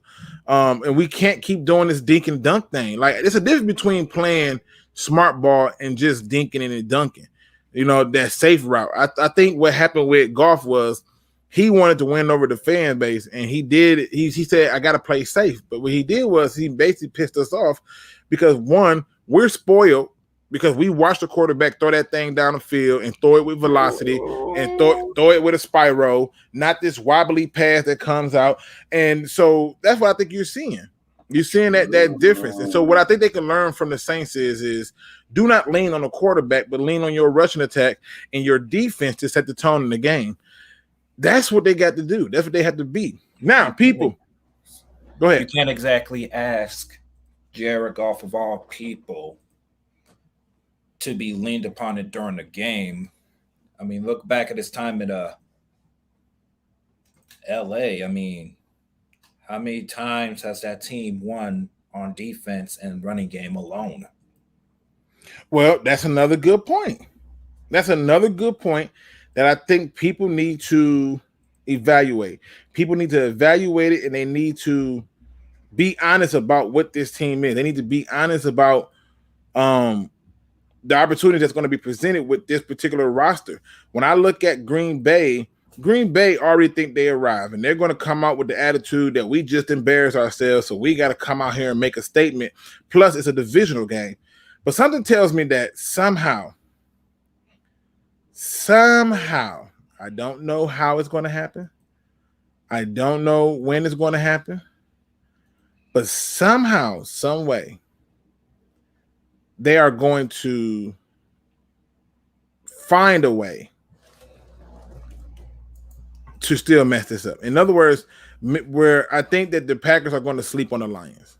I don't think that they're going to take the Lions serious. And I think that's where a lot of the problems are going to come in at. Like, if you don't take us serious, if you don't buy into the hype of it, then you're going to see quickly that this is where the problems come in at. This is where you have issues. This is where things don't look the way it is, right? That's dangerous for any sports team. Always looking beyond your current competition. Right. It's why the Pittsburgh Steelers are always in the same place every single year. And it never fails. It never fails because they understand how to build their team in a way that makes sense. And so that's why I see it being a little bit different. Now, this is that time where I ask you guys to submit your questions that you want to pose to us. And we get it in. I'm gonna go back to the top. I'm gonna try to work my way down. Because the chat don't kind of pass me, so I'm gonna try to do it. Risky says, Luke, thoughts on Kayvon Thibodeau? Thibodeau, I hope I say his name right. He's an Oregon edge rusher. I know who he is. He got hurt that first game. He had a boot on his foot or something like that. My thoughts are the Lions should not be picking high enough to even think about him. That's my thoughts on him. I would love to look at even more intense film of him. I've seen some of his gameplay, but the truth is the Lions shouldn't be picking that high to get him, and fans shouldn't want them picking that high to get him. So that's my thoughts on him. To do that, we'd have to go 0-17, and I don't even know if we got to go on, but we had to be number 1, and I don't, or number 2, and I don't want that at all. Shay says, I want Jared Davis back. Davis back. So, listen, everybody talk. Listen, I try to point this stuff out, but hey, I guess we're just going to go with Alex Anzalone. With the Decker injury, we might get to 1-3 in the first quarter. No trust in the right side of the run game. A lot of their plays did come on the left, but I think the right side can improve. We get them a chance. We'll get them a chance. Let's see. Jared Davis is hurt. We know this. Waiting on Luke to answer Risky's question. Run the dang ball. It says somebody says no. I don't want Gerard Davis back. You okay with Collins and Alex Anzalone? Just saying, better coaching can make a difference. Jameis Winston just looked like he was Aaron Rodgers, and Aaron Rodgers looked like he was looking for crab legs. I mean, right. I don't know what the hell he was doing. Like, it was terrible. Gents, Detroit is the warming up, clear the cobwebs for the Packers because the Lions are not about winning games. It's a talk team. Huh? I'm not sure. Okay. If you feel that way, I can't, Am I the only one who hates this defense scheme? Detroit B. I've always been more partial to 4-3. That's just the truth. But that's because I was better as a linebacker in a 4-3. And so do I like the 3-4? Hell no. But do we have the talent realistically for a 4-3? I don't think we do. Because, and I know somebody's going to say, well, yes, we do, but I don't. Because you don't just draft Aline McNeil just to play a 4-3. Right. I think he might be able to make the transition, but essentially your 4-3 would be like Romeo Max Harrison all over again. I'm sorry. Well, it could, but I think you're talking about that's a very good goddamn comparison now that I think about it. But it could be one of the things where you're talking about, of course, obviously going to be your DN. Trey Flowers going to be another DN. Levi would then be 1D tackle. And now if you pick McNeil there, is that better? I'll tell you this. The one thing I do hate about this defense is having Trey Flowers as wide linebacker. I don't like that. I don't like that whatsoever. It makes me feel iffy a little. Shay says, I feel like lemon cake with ketchup frosting is a crime itself. Yes. Luke, that lemon ketchup cake is no good if you put it in the trunk. Wow. I don't what you talking about. What trunk? And you shouldn't put anything that's pertaining to ketchup in no trunk, especially if it's hot outside. Okay. Not that I know personally, but so I've been told. Okay. Wait a second. You hate ketchup? Oh, I can't stand it. I just want to go with the mustard team mustard, man. You're childish. I know. I got to stay that way for now. You're not beating Green Bay or Ravens. If we were fully healthy, this team is void of much talent. Keep telling you.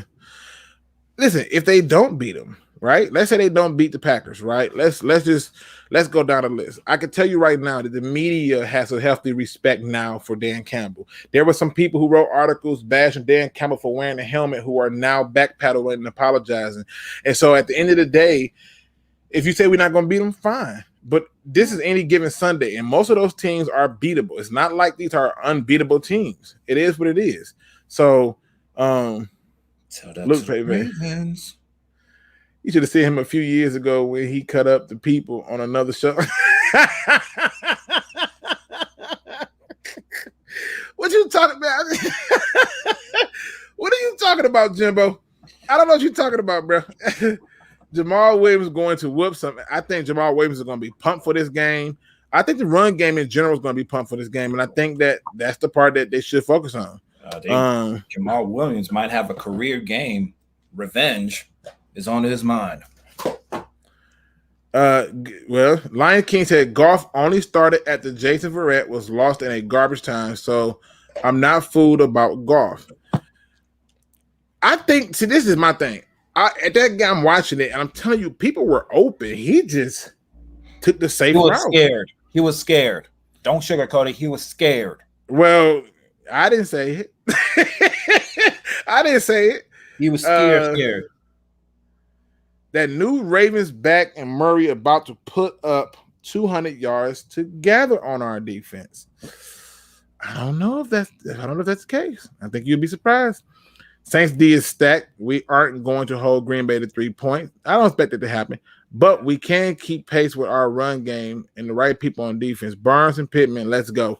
Yeah, I'm going to be tooting that Barnes and Pittman train for a while. I can't do this Alex Anzalone and lazy walk-in Collins. It's ridiculous. It's ridiculous. I mean, we all know Alex Anzalone was brought in there to bring familiarity to the defense. Just a transition. He's just a transition linebacker. That's it. Okay. I mean, listen. That dude live says, yo, Lou G, how do I join the Pick'em League? Simply go in my description right now. There's a link that goes directly to Yahoo Pick'em. As also, you'll see there's the password and the actual league name that you need to get into. You get in there, put your name in as that dude live, put your picks in, and that's simple. It's all linked in the description right now. So if you want to join, you still can. Detroit, some big wheels in the building. He says, what up, though? What up, though, brother? Hope you're doing well. Jimbo G says, Luke G, the Lions are unknown. Nobody still know who they are. I still don't think. I think they got a glimpse at who they can be. But you're right. I don't think they still know who they are. Decker isn't hurt. He's practicing that right tackle. Is that a source you got that from, or somebody you know? Because I haven't heard anything. He just got out of surgery.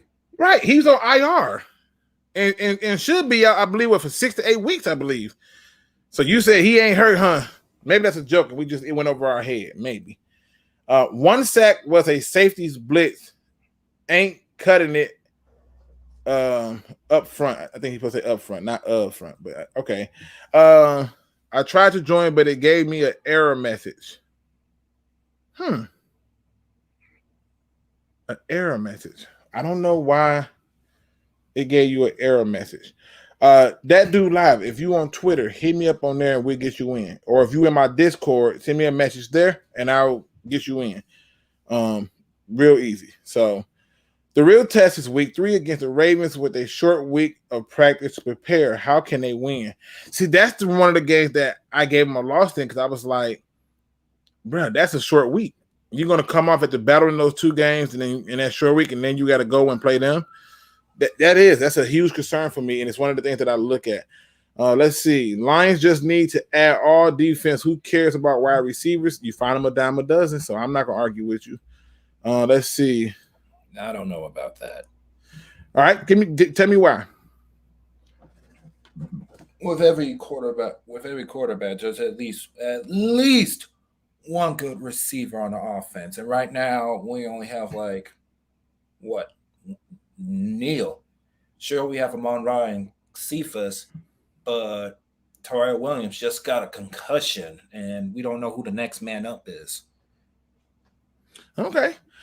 Well, okay. I can follow your logic, but think about it. Once we get past Collins and Anzalone for this season, it's fair to say that they're probably going to need more linebackers, right?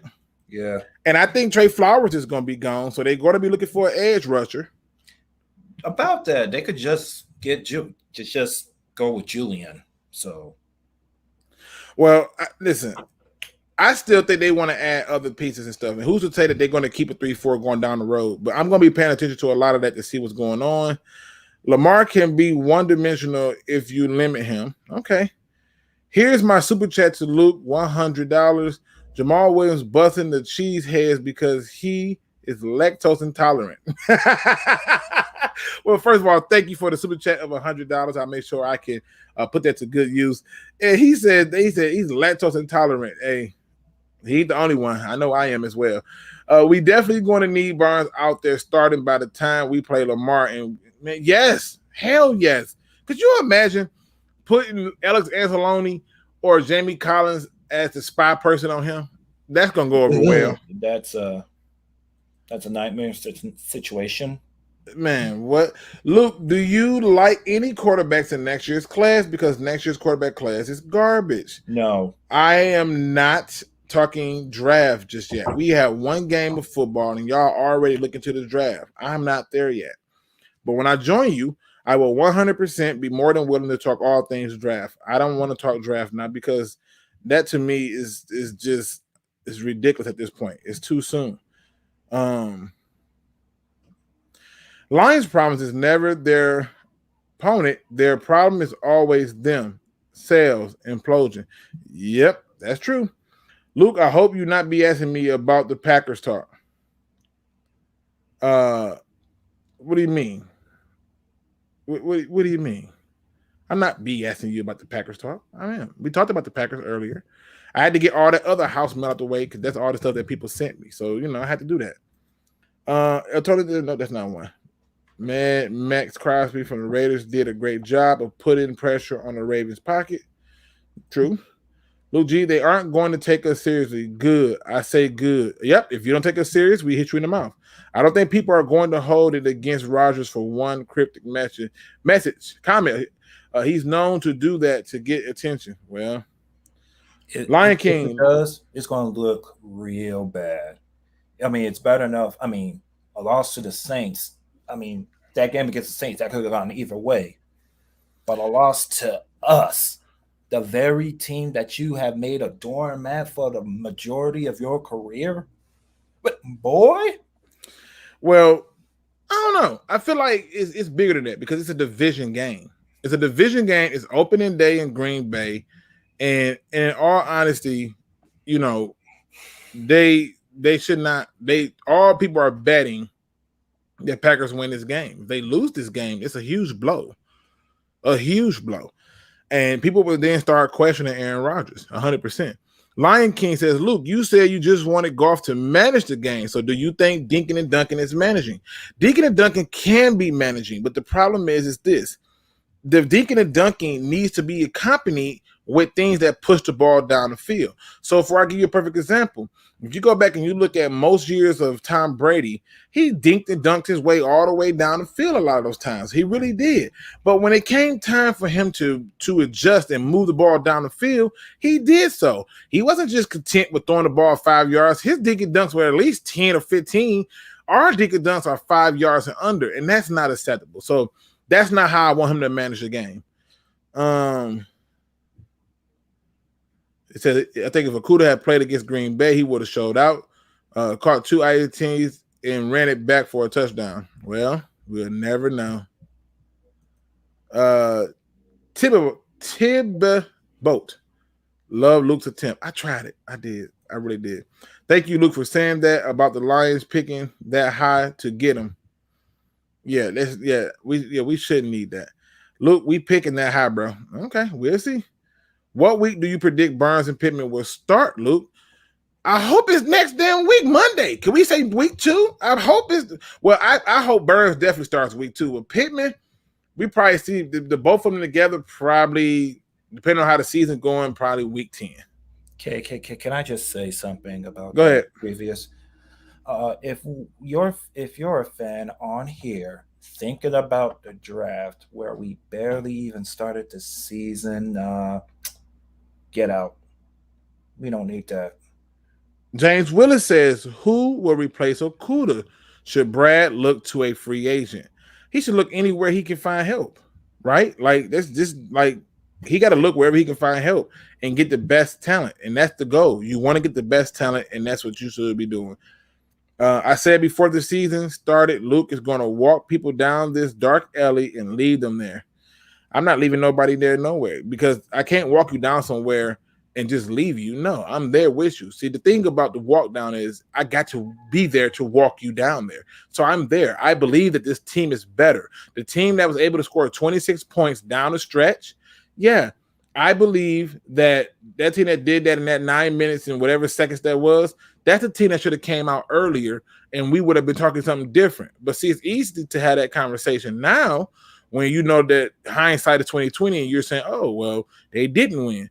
But I can tell you right now that not only did Shanahan talk about what happened in that game and how the players talked about it, they all have been put on notice and said, look, they're totally different. They're not the same team. If you think that's the same old Lions team, you're going to fool yourselves.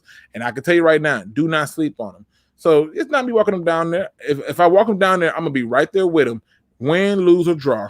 I'm a real fan. I don't believe in tanking, and I don't believe in this idea that, oh, we need to lose to be better. It just doesn't work. You can't build I keep saying this. You can't build you can't build a winner by consistently tanking. You do it by establishing a good culture and decisions. Right. And that's the part that I look at. Also, you have to look at this too. The Browns have not won an opening day game since 2004. Think about that for a moment. They have not won an opening day game since 2004. It's game one. You got Green Bay Packers quarterback, y'all favorite quarterback, saying it's just one game. Relax a little bit. Jesus, we got 16 more to play. Luke, I know it's too early, but would you draft a quarterback this year or next year's draft if Goff doesn't work out? Well, let me know when Goff doesn't work out. Charles Davis preached in Goff-led teams who almost came back from a 28-point deficit. Hey, listen, you can get me to judge anything. Wait a minute. They complaining about Goff? I don't even think that's what it is. I just think they're just asking questions in general. People want to talk about the draft, but the draft it's just too early for the draft talk. How far do we get into the game at Green Bay without Burns at linebacker before you start yelling at the TV like I do? When the whistle blow for the first kickoff, I just don't see how Alex Anzalone and Jamie Collins are valuable pieces at the linebacker position. Tavon Turner, I hope I said that right. He says Williams was horrible last night. Williams, who? We got a few goddamn Williams on our team. So who are you talking about? Are you talking about Nick Williams? Are you talking about Jamal Williams? Which Williams are you referring to? That's the Williams we got to figure out. Nico Collins, Tavon Wilson, and left tackle. Want your number? No. Nick, for the record, Nico Collins had 7 yards in his first game. Ha. Okay. Tavon Wilson, I don't even know if he's still playing or not. Just put it out there. I'm going to skip some of y'all questions. I'm sorry. I gotta get ahead because I'm so far behind. Let me jump ahead. Nick Williams, whack getting abused. Yeah, he was getting abused. Did you see Ken Brown said we should trade Decker? It's done. People, stop this. You have an offensive line, and any person who says that we should trade the tackle is just dumb. Because let's be honest, right? Hypothetically, let's just say we don't really like Big V. Right? Let's say Big V over the next few stretch just ain't cutting it. I don't want to see Big V on that offensive line ever again. Like, I don't. Big V didn't hurt. He did okay so far in the first game. It wasn't great, but cool. But to trade Decker for what?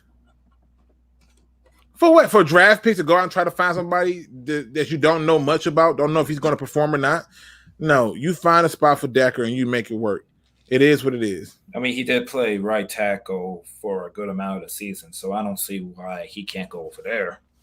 Well, that's another thing. Elk Production says Bobby Kramer was cut for Quinton Dunbar today, but I would like to see if he get the spot since Okuda is gone. I think they're going to give Iffy a shot. I do.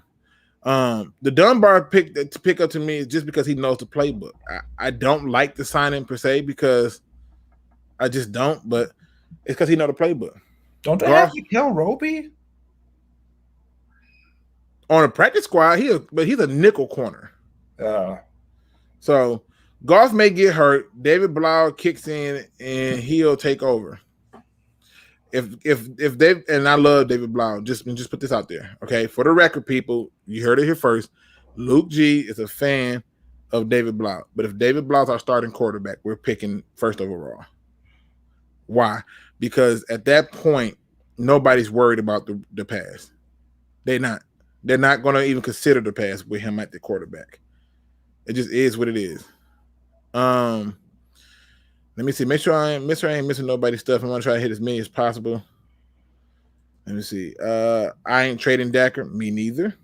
Have Lions announced who will be starting at cornerback for Monday? Nope. And it's no logical reason to do it just now. You'll hear more, you'll find out more from the media as they see who's taking the reps at first team in practice.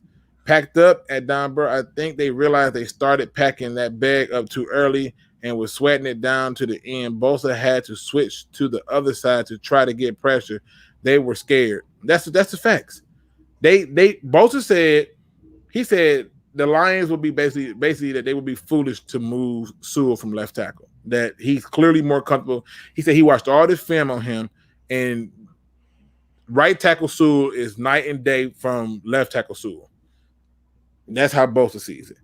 People not understanding the Lions come all the way back with not showing any fear in them. That's part of that kneecap biting. Luke, do you think Holmes hits on all picks this year? Let me see. Who are we? Yeah. Been one game, though. Yeah. I mean, Jamar Jefferson didn't play, so I don't remember seeing him out there. I know Levi didn't play. Bro, if Levi was on that defense along with Barnes, oh my God. I think right. Barnes played 5 snaps. Like 5 mother fluffing snaps. Then you had Tyrell Williams, who's now in concussion protocol. So yeah, I think so far, but I don't like to say that there are hits until at least the 3rd season. Then I go, oh, that's a hit.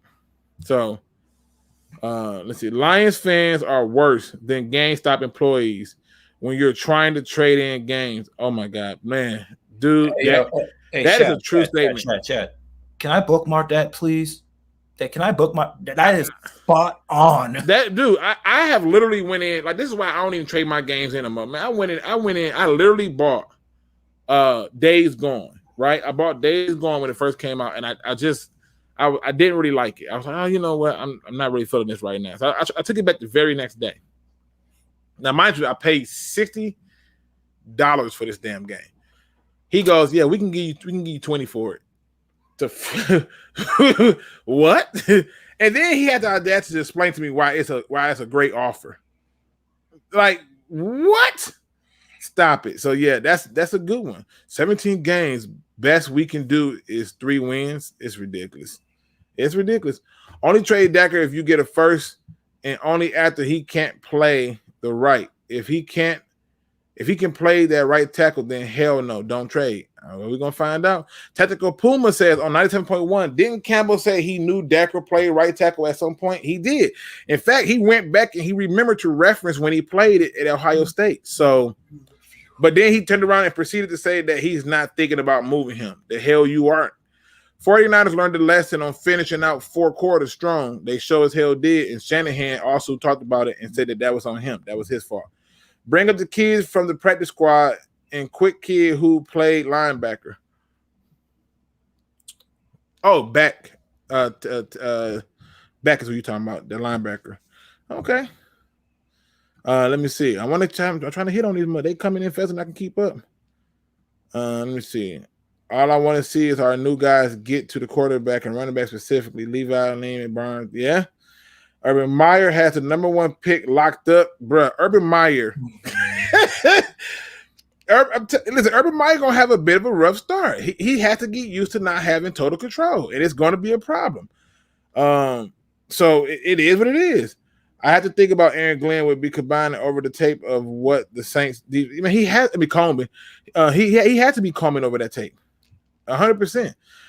You know who left tackle is. I know who LT is. That's why I said left tackle, because Lawrence Taylor was on crack, and there's no way you're going to convince me that he wasn't. Nobody plays with a dislocated shoulder, bro. No, nobody. We got guys going out of games right now with busted fingers, and you talking about a man playing with a dislocated shoulder still making tackles? He was high as hell. Just saying. Tavon Wilson plays for the 49ers. He had one tackle against the Lions. Oh, again, as I said, you don't even notice he's there. You mean to tell me that dude was on the freaking 49ers and I didn't even know he played? That's terrible. He is so insignificant, but that's another story.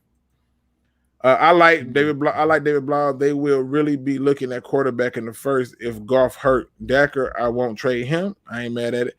Let me see. I'm going to make sure I hit on a few more. Lions took Mozart's knees caps. Literally. And Verrett's ACL literally took the kneecap thing to heart. Hey, I don't like the spelling of Mozart's name, okay? So this is it. But still, though. Oh, you talking about molest? That? You didn't notice that? No, bro. I'm trying to keep up with this chat. It's going faster than I can keep up with. You don't like the spelling of it. That's crazy. Push the ball down the field. It's the run game. They couldn't dunk it. The perf complimentary to a run game. Then air it out. They have the weapons to dink and dunk. Let's see. What's good? What's going on, Cap Ice Code? People hated Stafford. Now Goff plays one game and he is trash. Come on. Listen. Hey, as far as I'm concerned, you guys got exactly what you wanted. I mean, you can't complain about that. Listen, people, no matter who's a quarterback for the Lions, they're going to suck. They can have 1,400 great years of great playing, one bad game, and then it is what it is. But he needs to be more aggressive in getting the ball down the field 100%. Lions had more fans than Niners, though, right? What? But Lions had more fans than Niners. No. I'm not sure I understand the question. Are you saying that did they have the Niners? Did the Lions have more fans than Niners in that game? Hell no. It was a red rush. It was a red rush for real. Luke, I'm with you on moving Okuda to safety. I've been saying this for a while, and I've been telling people he's not worth the top 10 pick. And I've been told I don't know football and I'm stupid. And I said, okay, well, we'll see how this age. I've been saying this. Like you cannot do this. Even play safety? Well, yes. He plays like a safety at corner. Like essentially, that's what he does. Delusional Lions fan says, Luke, what other PS4 games you got? Ghost of Tsushima. I got I got a bunch of damn games. I'm not gonna lie to you. If you want to do some games, hit me up on Twitter. We exchange usernames and play some games. I'm down for it. I don't have Madden. I don't have 2K no more.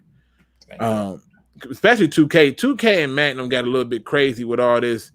The microtransactions. It's ridiculous. So let me see. I'm going down. Everybody laughing at you. It said, that's why I didn't think they're going to overlook the Lions. That would be the ultimate humiliation. Lost at home to Detroit on Monday Night Football. Yeah, they not gonna come in sleeping on them, but it's possible.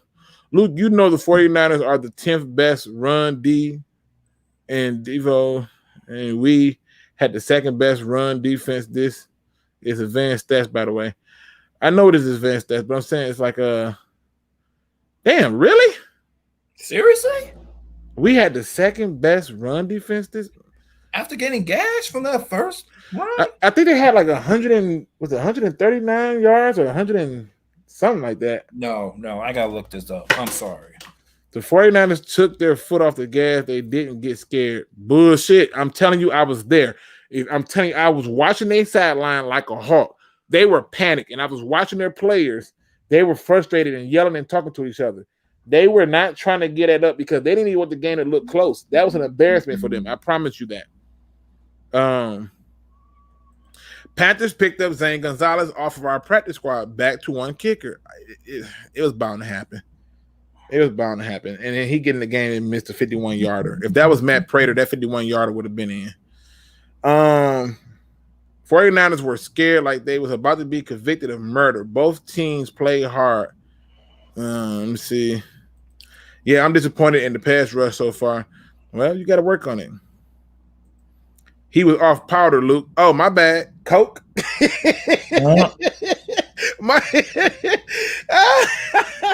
I knew he was on something. Crack, Coke, or something. Whatever it was, he was high. It was the only way he was going to play that game and not feel like that. I love this year's team. We're going to rough you up. That's what I care about. Then bring back the Coke and painkillers. Right. That's what I'm saying. Agree, man. If anything, I thought our pass rush would improve with our new defensive coordinator. Not when you don't have your best players out there. And that's one of the issues I had. Like, I understand why they had my man inactive, but he got to play this game. And I think he will. If I really think the Lions truly don't see this season as a win now, I mean, why wouldn't they? Should have put him in the game, right? It's all about experience at this point, correct? Well, well, he was inactive. He wasn't even dressed. He was working the sidelines in a great jumper. Oh damn, he was a water boy. So yeah, he wasn't even dressed. When you are up by 28 points, there is no reason to give other teams a deep ball down the field. It'll get better. It was Goff's first game with inexperienced wide receivers. Also, when you're talking about being relaxed and taking your foot off the gas, you think George Kittle wants to look like a fool trying to jump on an onside kick? Really? Really? Fred Warner caught it just fine, but George Kittle just wanted to look foolish. Got it. Don't know how that works, but got it. Didn't I tell you that the 49ers will have serious injuries against the Lions that will affect their team for the rest of the way? You did. I ain't gonna lie. You have been hitting on some stuff, Jimbo. I ain't gonna hold you up. You did say that, and I was like, I hope ain't nobody getting no hurt, but yeah, they got some serious injuries after that game. That lets you know you was in the fight. At the stadium. Yeah, it was all red. It was red. I never liked Goff. Sorry, I didn't change my mind when he came here. Well, that's fair. All right, let me see. Make sure I ain't missing nothing now. Let me see. All right. Aubry was less pleasant to Jeff. Well, he'd be okay. He would be 100% okay. Let me see. I'm finna jump this thing down a little bit. Let me see what's going on. He was a functioning dopehead. Thank you. Acting like I'm crazy. That man was on dope. He was on something. I don't know what he was on, but he was on something. Well, okay, people. Listen, that's my time. All right. We finna go and get this thing down to the final thought so we can crank it out, and I'll be back at it again, obviously tomorrow. I thank everybody who came here and everybody who hit that like button. Appreciate you. I got 77 thumbs up. I had over 110 people and could not be more happy to see that. So thank you so much. Man, this goddamn chat is going too fast. I could not keep up with it, bro. It was too fast. So 100% could not appreciate you enough. My man Smitty for coming through. You know what? I do want to bring up one more point. Okay, I do want to bring this up. This is something that's so different, but I got to bring this up. So, I was going off, right, about the showing up or the lack thereof of the Lions fans at that game opening. I thought that was just disgusting. And I really did pay attention to every game. I wanted to see how was the jerseys looking. And I felt like we may have been one of two teams who had the worst, if not the worst, showing from his fan base, right? But then people like Sky Guy, right? People like Sky Guy and C-Rad brought something to my attention that I never thought about. Now, C-Rad, I made a post online on Twitter that says that this was Lions' home field advantage. Shaking my head. This is disgusting. If you cannot see what's wrong with this pick, shame on you. And I basically put the picture up that showed the sea of red that was at our home opener. And C-Rad made a point that says, that's what happens when you tell the fans that you're rebuilding. If you aren't winning in Detroit, or if your name isn't the Red Wings in Detroit, the fans won't give a damn about you. Ask the Tigers about their attendance issues when they said they were going to tank and lose. And I never once thought about it at that time. Like, ever did I ever think about it at that time that, yes, that has been a story from not only just the mainstream media, but a lot of people on YouTube is, hey, we're going to suck this year. We're going to suck this year. And now it makes sense. It makes so much sense why this is what it was and why you had this overwhelming turnout and turnover of people when it came to the tennis in the game. Let me find the comment if I can get to it. The comment from Sky Guy. He had a good point about another one that I wanted to kind of hit on, which I may do tomorrow because I gotta get up super early. I hate having to get up so damn early, but at least I can get up, so I can't complain. But Sky Guy had some points that I never thought about. And his point was to talk about Dan Campbell. And so I look at the fact that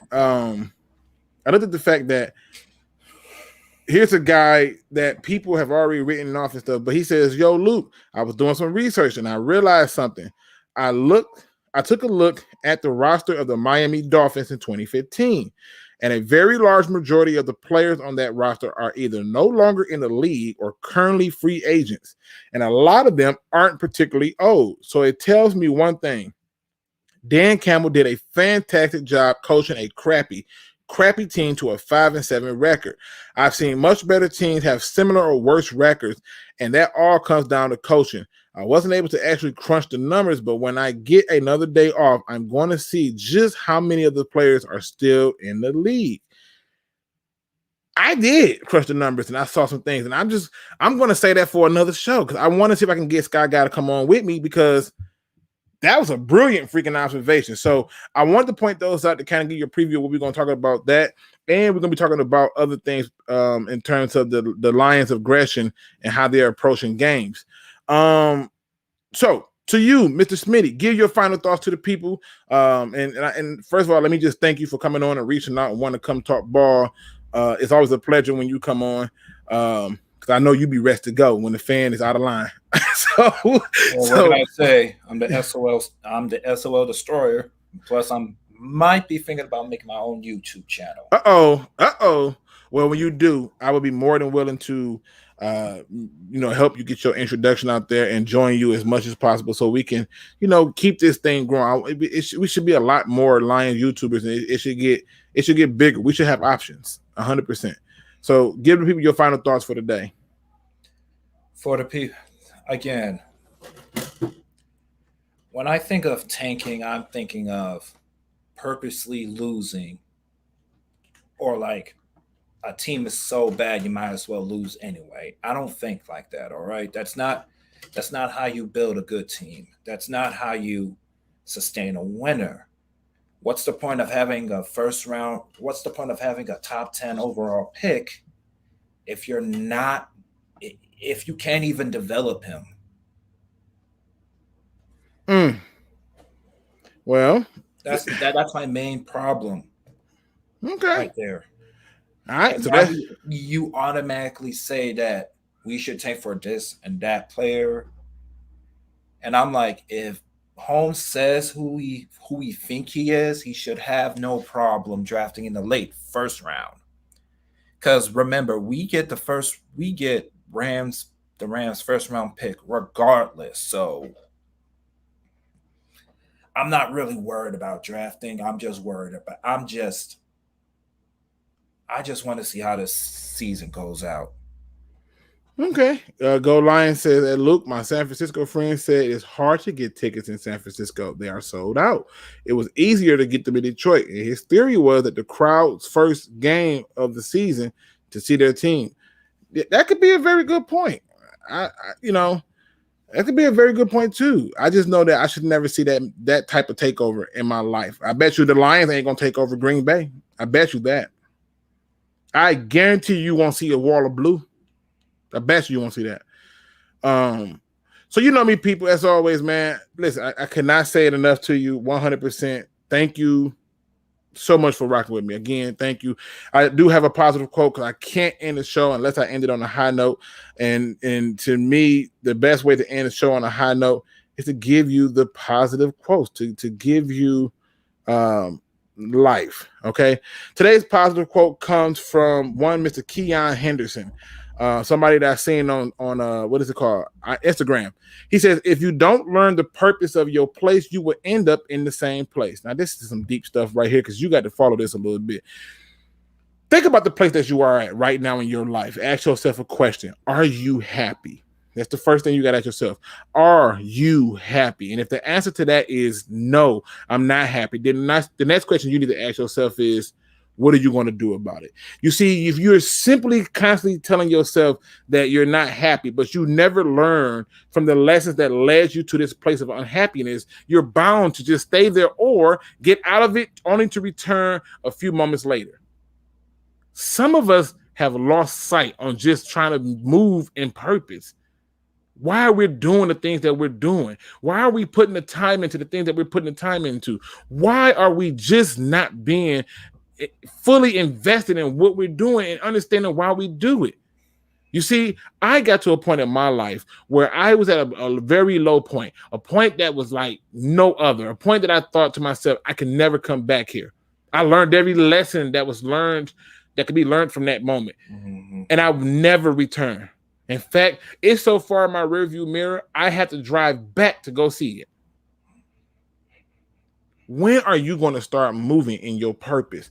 If you simply find a moment to move in your purpose, just find a moment to move in your purpose. Well, what you may find is all these things that you're not happy about, the place that you are right now, the things that you're doing, the times where you feel like you're going in a circle, just may stop, and you just may find yourself in a direction of not only happiness, but glory, power, and all the things that are being blessed upon you. With that being said, ladies and gentlemen, please make sure that you hit that like, subscribe, notification bell. I will be back at it again with another video as we continue to talk all things Detroit Lions. And as always, don't be no chump. Please do your research. We are out. See ya.